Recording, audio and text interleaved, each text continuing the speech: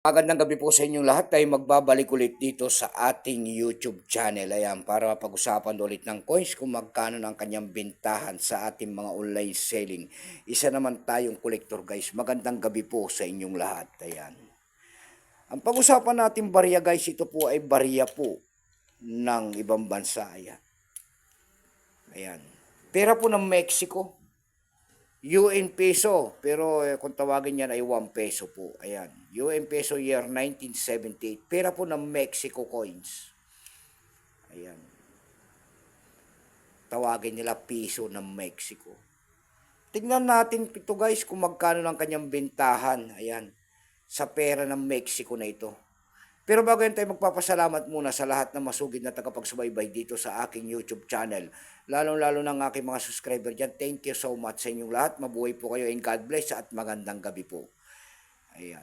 Maraming salamat din po sa mga nanonood dyan sa aking FB page, Samuel Soriano po. Lahat po na nakapalo sa aking FB page at tagapagsuporta ko po dyan ay thank you po sa inyong lahat. Mabuhay po kayo and God bless. Magandang gabi po.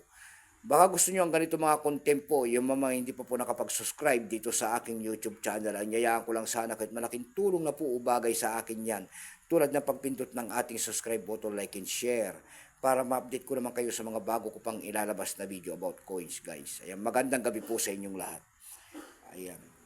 Ayan ang ating pag-uusapan guys, pera po ng Mexico, 1 peso po. Ayan. Nagsimula ito guys mula year 1973 hanggang year 1970 hanggang year 1983 ang pagsisimula niyan. Currency niyan guys ay piso. Ayan, 1823 hanggang 1995. Ayan. May bigat lamang itong 9 grams. May haba itong 29 mm. May kapal po naman itong 1.91 mm. Orientation niyan ay middle alignment. Itinigil naman ang paggamit sa barya na yan ng Mexico noong November 15, 1995. Ayan. Number M-1105, reference number KM-460. Siya po si Jose Mare Teclo Morales. Ayan. Siya si Jose Mare Teclo Morales. Ito pong year 1978 na ito guys, ito po ay 21%. Kung ilang piraso pong ginawa sa barya na yan, ito po ay 120 million. May presyo na rin po yan doon sa ating lumista. Binigyan na po ng presyo.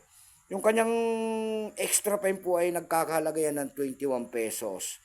Yung kanyang almost circulated naman po ay 21. Ang circulated po ay 44. Dako naman tayo sa kanyang price. Doon sa ating ebay.com guys, meron tayo nakita ng bibenta nito. 3 piraso po nito.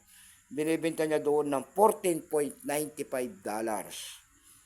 Meron naman tayo nakita doon na 3 piraso rin ito, binibenta niya ng $8. Meron naman tayo nakita doon nagbebenta nito ng 3 din, may presyo po na $10. Ayan. Meron naman tayo nakita doon 1 piraso, binibenta niya po nito ng $3.99. Ayan, may higit 100 na rin. Ayan lamang po ang aking bibigay na presyo nito ng coins na yan. Ayan. Magandang gabi po sa inyo lahat. In God bless.